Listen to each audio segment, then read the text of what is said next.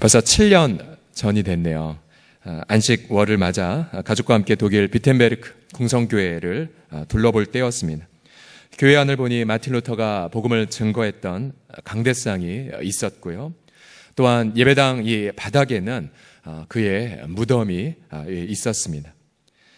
주님이 말씀하시는데 내가 어찌 침묵하리오 라고 그렇게 평생을 헌신했던 그의 인생에 큰 감동을 받을 때였습니다.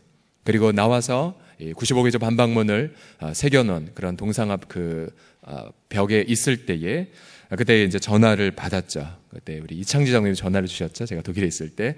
그러면서 4대 담임 목사로 청빙되었다는 소식을 그때 제가 받았었습니다. 그날 5일정이 진젠도르프의 헤르누트에 가는 일정이었는데요. 바로 모라비안 공동체를 알려진 교회에서 무려 100년 동안 민족과 열방을 위해 기도를 했었죠. 전 세계 평신도 선교사를 파송한 그 공동체. 저희 가족은 그들의 기도탑 앞에서 주일 예배를 그 자리에서 들었습니다. 그러면서 정말 평생 복음 진리와 또 중보기도로 우리 서울홍성 공동체를 섬겨야 한다는 그런 주님의 그런 어떤 계시적인 인도함이 그날 하루 있었던 그런 시간이었습니다. 그 다음 주 저희는 러시아 마리엘 공화국 소망교회로 들어갔습니다. 저는 새벽에 주님께 부르짖었죠. 주님, 이제 담임 목사가 되어 교육하는데 제가 어떠한 청사진을 가지고 가야 됩니까? 또 무언가 화려한 프로젝트를 주님 주셔야 되지 않습니까? 라고 여쭤봤습니다. 그러나 주님은 그러한 저의 질문에 아무 대답을 하지 않으셨습니다. 그리고 단 한 가지의 말씀만 주셨죠. 너는 네 앞에 나를 모시거라. 이것이 바로 시편 16편 8절의 말씀입니다. 내가 여호와를 항상 내 앞에 모심이요. 주님, 다른 말씀 없습니까? 뭔가 더 화려한 말씀 주셔야죠. 그 다음날 주님은 똑같이 말씀하셨습니다. 너는 네 앞에 나를 모시어라. 연거푸 일주일 내내 주님께서는 이 말씀만 주셨습니다. 그러고 보니 그 말씀을 받은 제 입장에서 제 내면 속에 주님을 내 앞에 모시지 않고 살아가는 무수한 분주함이 있다는 걸 깨달았습니다. 심지어 설교를 하든 예배를 인도하든 또 사역을 하든지 간에 제가 주님을 항상 내 앞에 모시기보다는 다른 그런 마음으로 섬겼던 제 자신이 너무 많이 드러났습니다. 그때부터 그 말씀 붙잡고 주님, 그러면 제가 어떤 상황이든 간에 주님을 내 앞에 모시며 살게 하여 주시옵소서. 그리고 나서 10월달 그리고 12월달 여러분을 만나고 거의 한 몇 개월 동안은 이 기도만 했던 것 같습니다. 주님, 내가 항상 주님을 제 앞에 모시게 해주십시오. 그래서 마침내 그 말씀이 제 영혼의 근육이 될 때까지, 그래서 어떠한 상황이든 간에 주님 앞에 잠잠히 나아가는 그런 마음이 되기까지 그렇게 이 말씀이 제 마음의 영혼을 충만하게 다스렸던 그런 구절이었습니다. 잠시 후에 다시 살펴보겠지만 16번 말씀은 두 가지의 그런 기쁨을 말하고 있습니다. 우리가 주님을 우리 앞에 모실 때에 한 가지는 주님 때문에 기뻐하고요. 내가 주님을 내 앞에 모시면 주님 때문에 내 마음에 큰 기쁨이 임하고요. 또 한 가지 기쁨은 성도들 향한 기쁨입니다. 땅에 있는 성도들은 존귀한 자들이니 나의 모든 즐거움이 저들에게 있도다. 그래서 주님께 이 말씀 붙잡고 기도했습니다. 주님, 내가 언제나 주 앞에 머무는, 그리고 제대로 머물고 있다는 그 증거가 두 가지인데, 하나는 하나님을 기뻐하는 것, 또 하나는 성도들을 바라보며 즐거워하는 것인데 좀 이러한 삶 되게 하여 주시옵소서. 그리고 어느덧 6년이 흘러가 버렸네요. 지나간 것 모든 것이 다 하나님의 은혜고, 또 특별히 우리 성도들의 희생과 눈물과 또 동역의 아름다운 열매였습니다. 그러면서 60주년을 앞두고 저는 주 앞에 계속해서 여쭤봤습니다. 그럼 주님, 60년을 지나간 우리 공동체가 주님 앞에 나아가서 붙잡아야 될 그런 말씀이 무엇입니까? 물론 우리가 작년 저녁기도회 또 올해 금식기도회 등을 통해서 주께서 많은 그러한 말씀들을 지금 계속 정리하고 주고 계십니다. 그러면서 하나님, 그럼 오늘 생일날 주님이 주신 말씀이 무엇입니까? 라고 여쭤보았을 때 주님이 제게 주신 말씀이 무엇이었을까요? 바로 오늘 우리가 읽은 시편 16편 말씀이었습니다. 우리 서울홍성 공동체가 주님을 공동체 앞에 모시며 살아갈 때에 그 주님으로 말미암아 공동체 전체가 기쁨을 누리게 될 것이란다. 그 말씀을. 그러면서 주님이 이런 말씀을 깨닫게 해주셨어요. 형철아, 네 홀로 이 기쁨을 누리지 않을 것이다. 이제 전체 공동체가 더 큰 기쁨을 누리도록 그렇게 할 것이란다. 그러면서 저의 사역의 그런 포커스와 초점이 제 홀로 그런 충만한 기쁨을 누리는 것을 넘어서 이제 여러분 한 분 한 분의 그러한 심령, 또 전체 공동체, 또 오늘도 우리가 예배 드릴 때마다 문득 아프셔서 이제 교회 못 나오시는 우리 어르신들 많이 생각이 나시죠. 또 마음이 낙심해서 예배를 나오지 않는 그런 지체도 떠올리시죠. 그럼 모든 우리 언약 공동체가 주님 앞에 함께 기쁨을 누리는 것. 그러면서 시편 말씀을 묵상할 때마다 유독이 언약 공동체를 뜻하는 시온이라든지 예루살렘 이런 단어가 나올 때마다 반드시 따라 나온 단어가 있어요. 그것이 바로 즐거움, 기쁨이었어요. 주님은 당신의 언약 공동체에 기쁨을 부어주셨구나. 정말로 예수 그리스도의 피로 맺어진 당신의 그런 백성들, 바로 즐거움이 그 공동체의 본질이구나라는 것을 깨달았습니다. 시편 말씀 읽을 때마다 기쁨이란 단어가 시온 그리고 예루살렘이란 단어와 함께 나올 때마다 심장이 떨리는 그런 경험을 하였습니다. 자, 그러면 우리 60주년을 맞은 우리 교회가 어떻게 기쁨의 공동체로 만들어져 갈까요? 오늘 짧은 저희 말씀은 이러한 제목, 이러한 질문을 던짐으로 시작됩니다. 부활하신 주님은 어떻게 기쁨의 공동체를 만들어 가실까요? 라는 질문입니다. 부활하신 주님이 어떻게 주님 오실 때까지 기쁨의 공동체를 만들어 가실까요? 첫 번째로 주님과의 그런 동행함을 통해서 주님은 우리의 길을 기쁨의 공동체로 만들어 가실 것입니다. 한번 따라 하시겠습니다. 주님의 동행함을 통해서. 시작. 자, 8절을 다시 한번 전체 문장을 같이 읽어보죠. 시작. 내가 여호와를 항상 내 앞에 모심이여 그가 나의 오른쪽에 계심으로 내가 흔들리지 아니하리로다. 자, 다윗이 주님을 자신 앞에 모시자 주님 때문에 그는 안전함을 경험했죠. 7절을 보시게 되면 주님은 이제 다윗의 그 양심 안에 거하시면서 밤마다 내 양심이 나를 교훈하도다.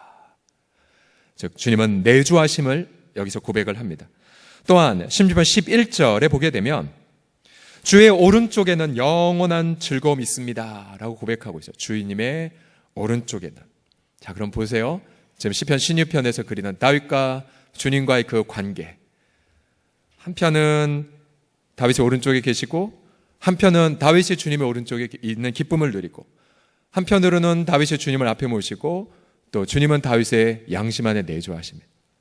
둘이 마치 이런 그림이죠. 손을 마주 잡고 앞서거니 뒤서거니 때로는 마음 안에서. 이러한 아름다운 그림이 16편 안에 그려져 있어요.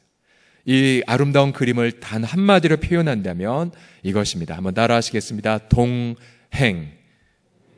네, 동행이에요. 동행. 그러고 보면 여러분 예수님께서 이 땅에 오신 목적을 단 한마디로 표현하면 무엇이겠습니까? 바로 동행 때문에 오셨죠. 동행. 우리가 죄와 허물과로 인하여 하나님과 분리가 되었고 하나님의 저주와 진노, 그것은 말 하나님과의 영원한 동행이 깨어졌다는 뜻이죠. 여러분 지옥이 무엇입니까?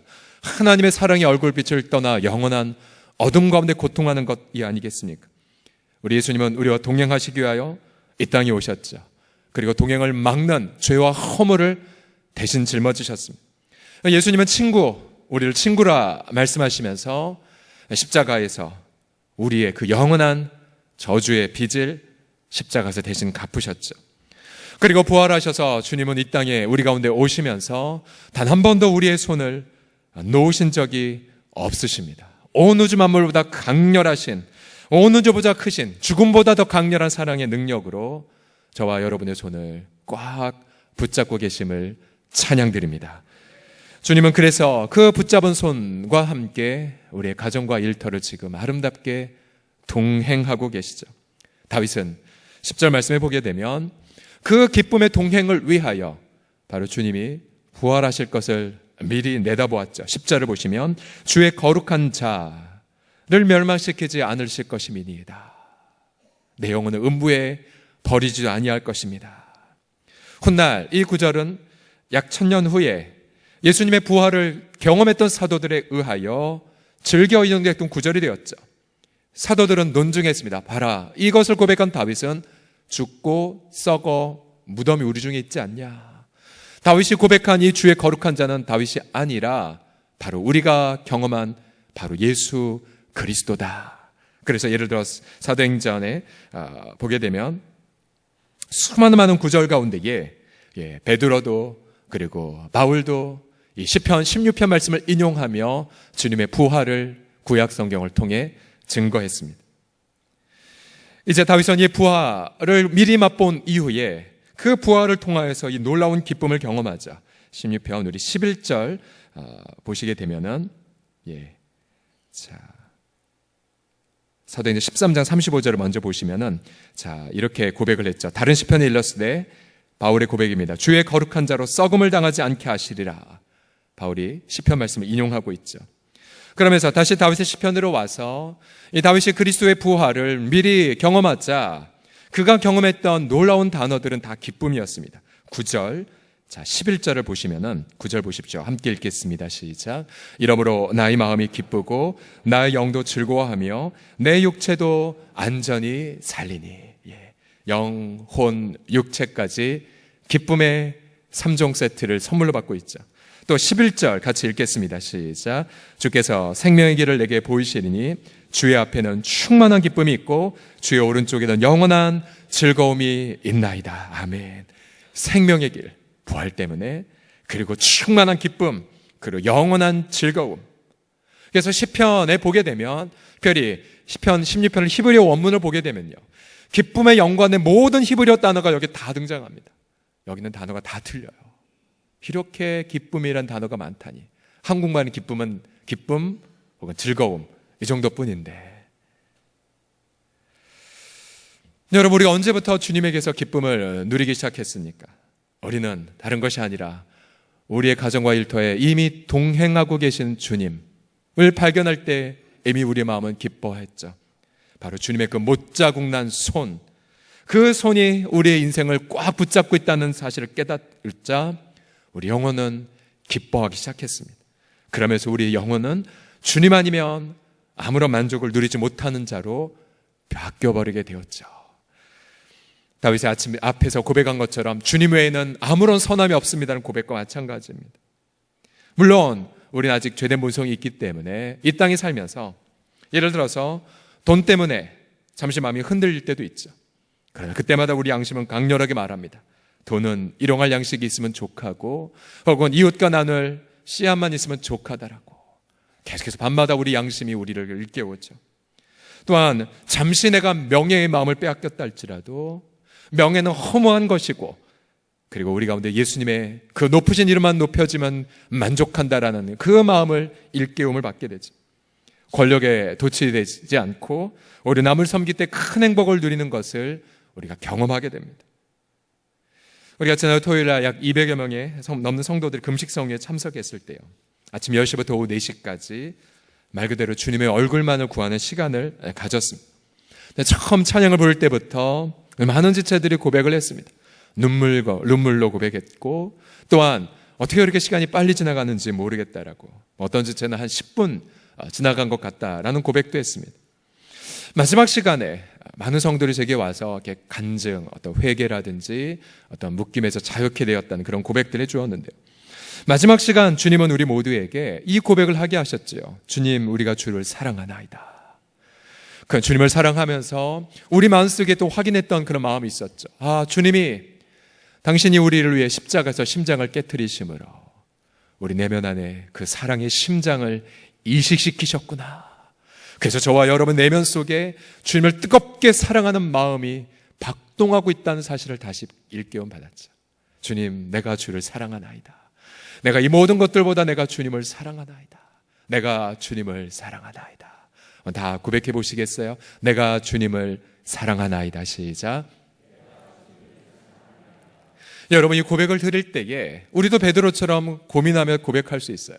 베드로처럼 바로 며칠 전까지 주님을 부인한 것이 기억날 수도 있고, 바로 사람들 앞에서 면전에 저주하며 난 당신 예수님을 모른다라는 내 죄가 생각날 수도 있죠.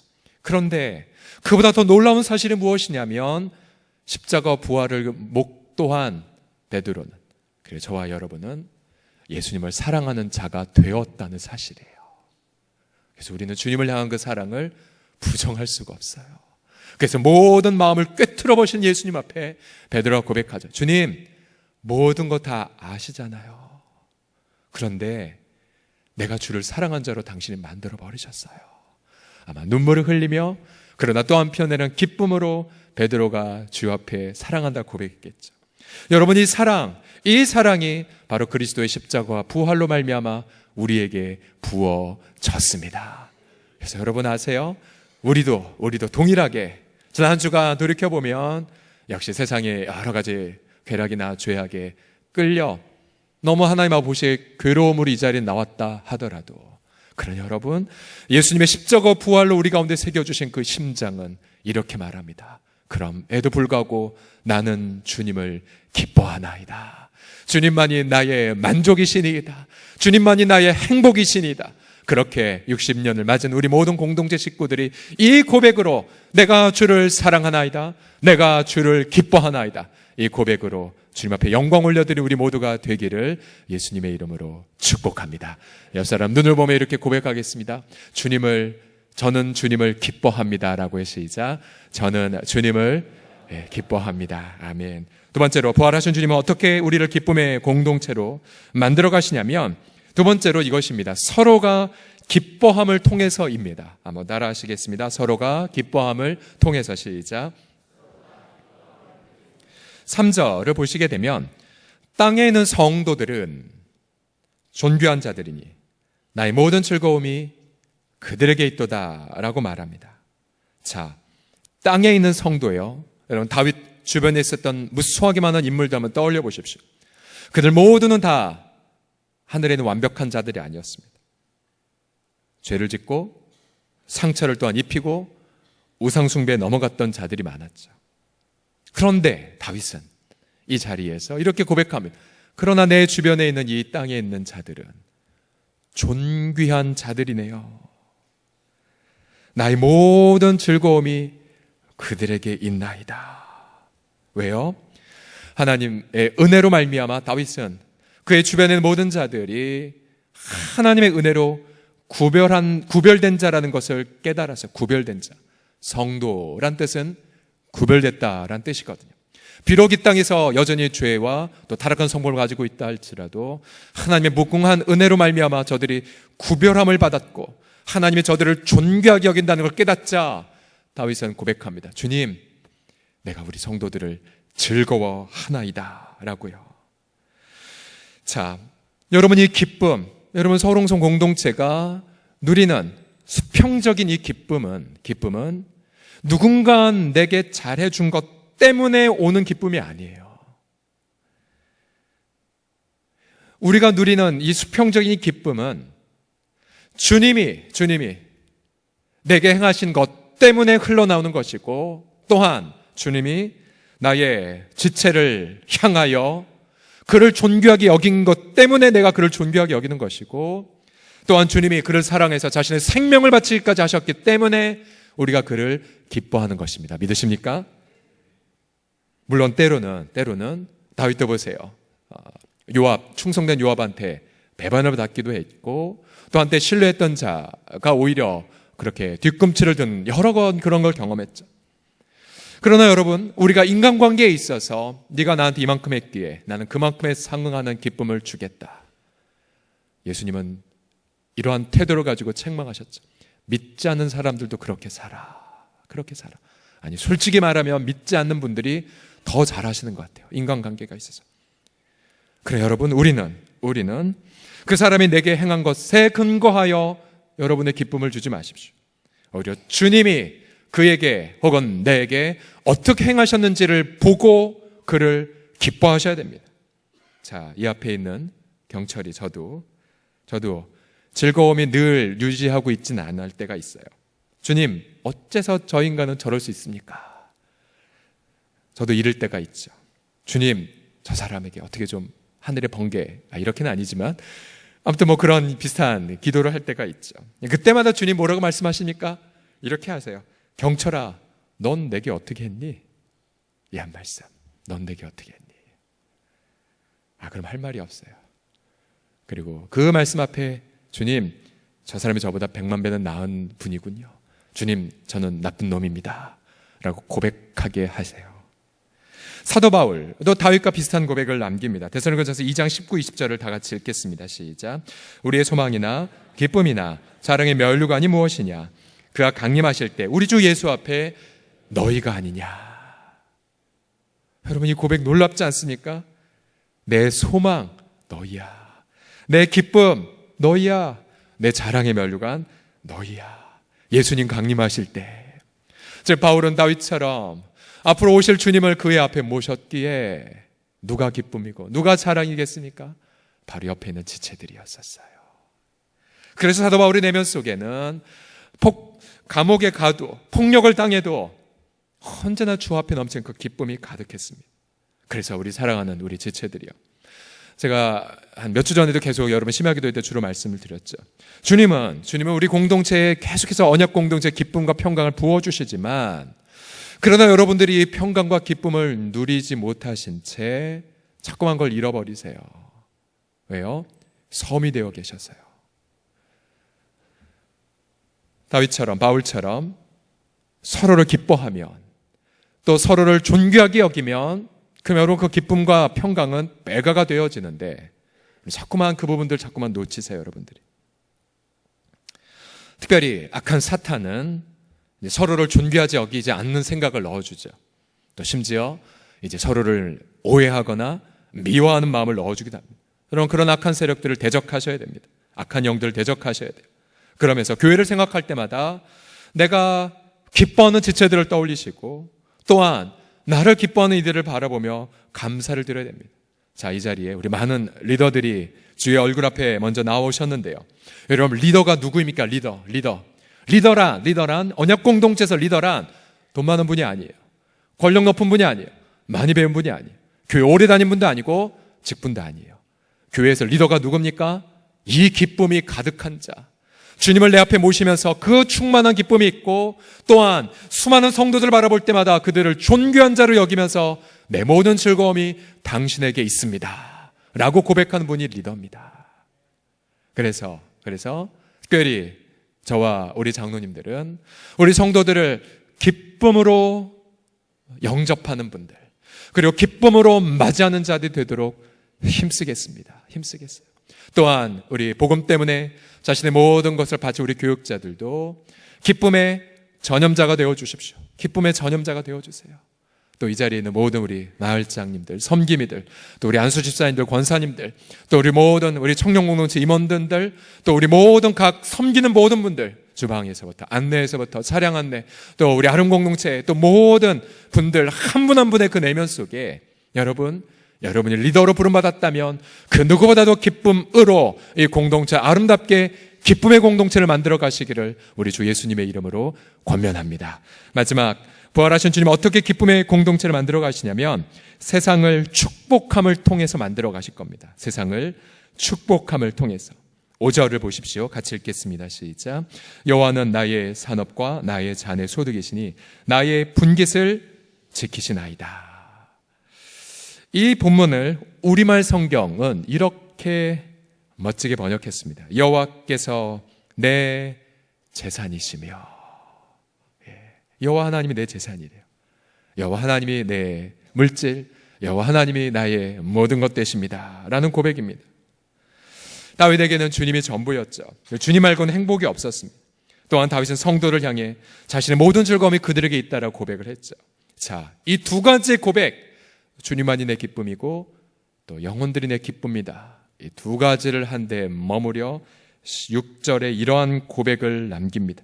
내게 줄로 재어준 구역은 아름다운 곳에 있음이여 나의 기업이 실로 아름답도다. 이 말이 무슨 말인 줄 아십니까? 이것은 이 땅에 있는 땅을 뜻하지 않습니다. 왜요? 이미 앞서 다윗의 재산은 하나님이라고 고백했기에요. 또 이 구역과 기업은 다윗의 어떤 성취를 뜻하지 않습니다. 바로 다윗의 영원한 즐거움이 될 사람들을 뜻합니다. 보세요. 이 한가운데 이 세상 속에서 하나님을 자신의 전부로 삼고 또한 사람들을 가장 기뻐하게 여기는 곳. 다윗은 왕으로서 이것을 감당했죠. 저와 여러분은 이 세상 한복판 가운데서 주님을 기뻐하지 않는 곳에 가서 주님을 기뻐하다라고 고백하시고, 또한 사람들을 그렇게 기쁨으로 대상으로 삼지 않는 곳에 가셔서 사람들이 가장 우리의 즐거운 존귀한 자로 고백하는 곳, 그것은 바로 사명에 대한 고백이죠. 사명에 대한 고백. 여러분, 이 세상의 모습이 어떠한 모습입니까? 4절을 보시면 다른 신에게 예물을 드린 자는 괴로움이 더할 것이라. 하나님을 나의 전부로 삼지 않을 때 우린 괴로움을 겪습니다. 또 이 세상의 모습 무엇이냐면, 나는 그들이 드리는 피의 전제를 드리지 않는다고 했죠. 피의 전제란 이웃을 희생시켜서 내 뜻을 성취하는 것을 뜻합니다. 이 세상의 모습이 그래요. 사람들을 죽이고 잔해하고 도구화 삼습니다. 그러나 우리는 어떠합니까? 우리는 사람을 가장 존귀한 자로 여기죠. 사람을 존귀한 자로 여기지 않은 이 세상의 한복판에 가서 우리들은 주님의 주신 그 기쁨 때문에 그들을 가장 나의 존귀한 자로 삼습니다. 이렇게 기쁨이 없는 곳에 기쁨을 회복시켜 가는 자, 우리는 그것을 통하여서 주님이 우리를 이 땅에 부르신 그 놀라운 사명을 이루어갈 수가 있지요. 제가 지난주 월요일 날에 홀트 아동복지 직원 정기예배에 초대가 되었는데요. 아시다시피 홀트는 우리나라 최초의 입양 기관이죠. 근데 한 직원이 이렇게 대표 기도를 해서 너무 마음이 아팠어요. 이렇게 기도하더라고요. 주님, 저희가 이 땅에 가정을 회복하기 위하여 모였는데, 그러나 왜 갈수록 가정은 깨어지고, 왜 입양아들은 많아지고, 왜 미혼모 가정은, 왜 장애인 가정은 많아집니까? 그런 본인들의 괴로움을 그렇게 고백하더라고요. 예배 후에 보니 이 아들이 있었는데 설명하시더라고요. 이제 곧 해외로 입양될 아이들입니다. 올해 몇 명 입양되는데요, 벌써 해외로 100여 명이 갔습니다. 이 땅에 1천만 명이 된 크리스찬이 있다고 하는데, 우리 아이들은 아직까지 부모님을 만나지 못한 이 땅에서 먼 나라로 보내어지기는 광경을 보았습니다. 여러분, 이 땅에서 가장 행복한 자들이라면 과연 누구일까요? 그거는 여러분, 내가 정말로 생명을 바쳐 도 기뻐하는 영혼들을 만난 자들이에요. 내 목숨을 바쳐도 내가 행복해야 할 영혼들을 만난 자들. 우린 그런 분들을 많이 알고 있죠. 예를 들어 방글라데시의 이용재 엠미경 선교사님, 방글라데시의 다음 세대들을 자신의 모든 즐거움으로 삼았기에 그는 안정된 신학교의 교수 사역을 거의 대부분 내려놓은 채 한국 사람 제대로 없는 힌두권의 마을에 가서 아름답게 섬겼죠. 6년간. 나의 모든 즐거움이 그 아이들에게 있도다 고백하시면서, 그래서 이제 우리가 올해부터 갔을 때에 그들이 오히려 우리에게 더 큰 기쁨을 안겨다 주며 주님 말고는 우리에게 만족이 없습니다라는 우리 다음 세대의 우렁찬 찬양을 보고 오히려 우리가 큰 감화와 도전을 받지 않았었습니까? 우리 연해주에 계신 최경 이옥신 선교사님을 보십시오. 어제 사진이 왔어요. 마을 주민잔치를 하면서 섬길 수가 있었다고. 그러면서 그 행복감, 우리가 최경 이옥신 선교사님을 잘 알기 때문에 여러분 잘 아실 거예요. 연해주 땅에서의 모습과 그분들이 한국에 계셨을 때의 모습, 가장 큰 차이가 있다면 행복도이죠. 행복도. 훨씬 더 평강을 많이 누리고 계시고요, 훨씬 더 말씀의 깊이를 갖고 계시고, 훨씬 더 깊어지셨고, 또 훨씬 더 그런 행복이 넘쳐가세요. 우리 K국 비건주 선교사 김요한 김희주 선교사를 보십시오. 20여 년 전 복음 증거하다 감옥에 갇히고 구타를 당해도 예수 믿는 형제들 때문에 기뻐하며 또 들어가고 또 들어가고, 이번 7월 달에 20년 만에 학위 수여식을 눈물 가운데에 할 것이 기대가 되지 않습니까? 그러게 우리 사랑하는 성도들이요, 저와 여러분은 하나님께서 당신 생명을 바치시고 저와 여러분을 향해 고백하시기를, 너희들은 나의 영원한 기쁨이야, 기쁨이야. 하나님이 저와 여러분을 바라보시면서 너희들이야말로 나의 영원한 재산이고 너희들이야말로 나의 영원한 면류관이야 라고 고백하십니다. 하나님이 우리들을 하나하나 보시면서 보석과 빛나는 보물로 바라보고 계신 것 아십니까? 우리는 그러한 황홀한 주님의 눈빛 앞에서 우리도 고백합니다. 주님, 주님도 우리의 영원한 기쁨입니다. 주님만이 우리의 보석이십니다. 그러게 여러분, 우리 교회가 60주년을 넘어 여러분 어떻게 나아갈까요? 60주년 다음에 여러분 주님께서 어떻게 인도해 주실까요? 여러분 그 다음 미래에 여러분 머릿속에 이렇게 적으십시오. 기쁨이라고요. 기쁨이라고. 그동안 60년간 주의 십자가 부활 우리 인도하신 그리스도께서 이제 60년을 넘어 주님 오실 때까지 바로 그리스도의 충만한 기쁨으로 우리 공동체를 더욱더 만들어 가실 줄을 믿습니다. 그래서 우리 공동체 안에 수많은 성도들이 이 땅 가운데에 나아가서 소외된 이웃들 가운데에 나아가 정말로 하나님만이 우리의 모든 것 되어주시고 땅에 있는 이들은 존귀한 자, 나의 모든 즐거움이 그들에게 있습니다라고 고백하는 수많은 성평신도, 선교사들이 아름답게 일어나게 될 것입니다. 그들이 일어나 이 땅의 고아와 나그네의 눈물을 닦아줄 것이고요. 또한 우리뿐만 아니라 이 지역교회들과 함께 하나님 나라의 아름다운 동역을 이루어서 반경 1km 또 반경 5km 안에 보응과 사랑에 소외된 이웃이 단 하나가 없는 거룩의 계곡이 되기까지 우린 힘차게 복음의 행보를 내디딜 것입니다. 우리는 계속해서 미자립 교회와 부활의 동행을 기쁨으로 감당할 것이고, 또한 이번 한 주간 공동기도 제목이 놓은 것처럼 마침내 황해남도 과일군 과일읍에 있는 풍천읍 교회 재건하기까지, 폭격에 맞아 허물어진 풍천읍 교회 재건되기까지 우린 쉬지 않고 우리 북한 접경지역에 가서 복음을 증거할 것입니다. 또한 우리 공동체 내 수많은 입양 가족들이 날 것이고, 또한 한부모 가족들과 우린 동행할 것입니다.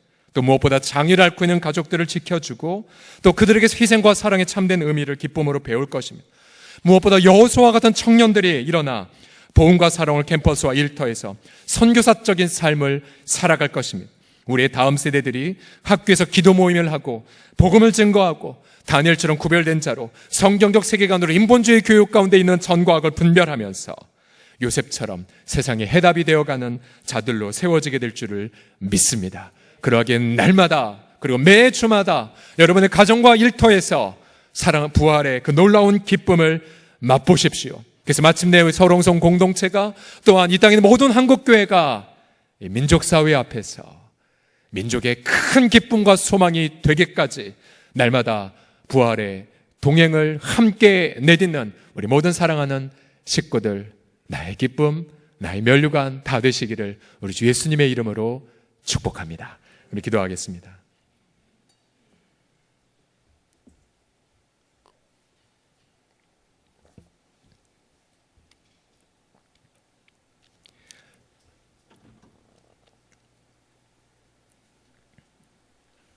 주는 그리스도시요 살아계신 하나님의 아들이시니이다. 우리 주 예수님, 우리가 모든 것들보다 우리 주님을 사랑하나이다.